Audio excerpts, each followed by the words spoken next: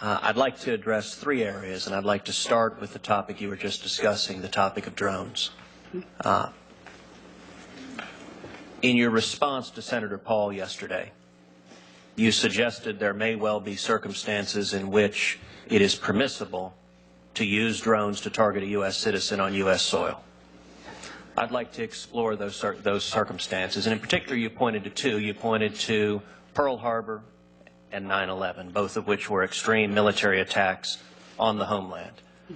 I want to ask a more specific question. If an individual is sitting quietly at a cafe in the United States, in your legal judgment, does the Constitution allow a U.S. citizen on U.S. soil to be killed by a drone?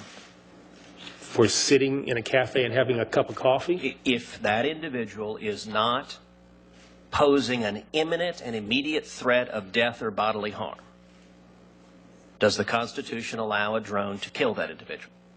On the basis of what you said, I don't think you can arrest that person. The person is suspected to be a terrorist. You have abundant evidence he's a terrorist. He's involved in terrorist plots. But at the moment, he's not pointing a bazooka at the Pentagon. He is sitting in a cafe.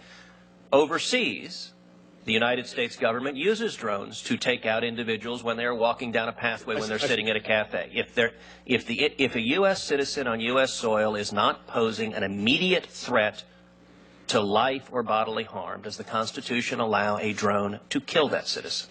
I would not think that that would be an appropriate use of any kind of lethal force. We would deal with that in the way that we typically deal with a situation like that. We would expect with respect, General Holder, my question wasn't about appropriateness or prosecutorial discretion. It was a simple legal question.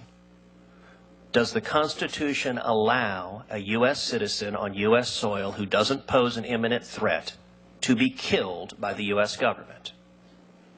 I do not believe that.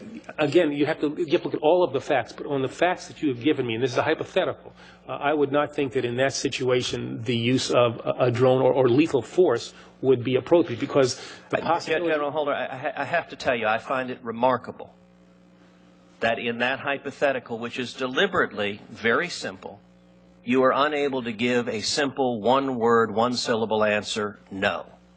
I think it is unequivocal that if the U.S. government were to use a drone to take the life of a U.S. citizen on U.S. soil and that individual did not pose an imminent threat, that would be a deprivation of life without due process. I have not been clear. I said that the use of lethal force, and I'm saying drones, guns, or whatever else would not be appropriate in that circumstance. You keep saying appropriate. My question isn't about propriety. My question is about whether something is constitutional or not. As Attorney General, you are the chief legal officer of the United States. Do you have a legal judgment on whether it would be constitutional to kill a U.S. citizen on U.S. soil in those circumstances? A person who is not engaged, as you've described. Again, this is the problem with hypotheticals. But the way in which you have described this person sitting at the cafe, not doing anything imminently, the use of lethal force would not be appropriate, would not be something... I find it remarkable that you still will not give an opinion on the constitutionality. Let me move on to the next topic, because we've gone round and round. Let me be clear. Translate my appropriate to no. I thought I was saying no, all right? No. Well, then I am glad. After much gymnastics, I am very glad to hear that it is the opinion of the Department of Justice that it would be unconstitutional to kill a U.S. citizen on U.S. soil if that individual did not pose an imminent threat. That statement has not been easily forthcoming. I wish you had given that statement in response to Senator Paul's letter asking you it. And I will point out that this week I will be introducing legislation in the Senate to make clear that the U.S. government cannot kill a U.S. citizen on U.S. soil absent an imminent threat.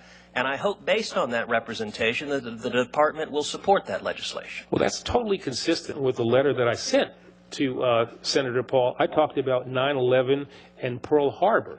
Those are the instances where I said it might possibly be considered, but that other than that, we would use our normal law enforcement authorities in order to resolve situations along those lines, and then use the normal things that you do when you try to decide if cops can shoot somebody.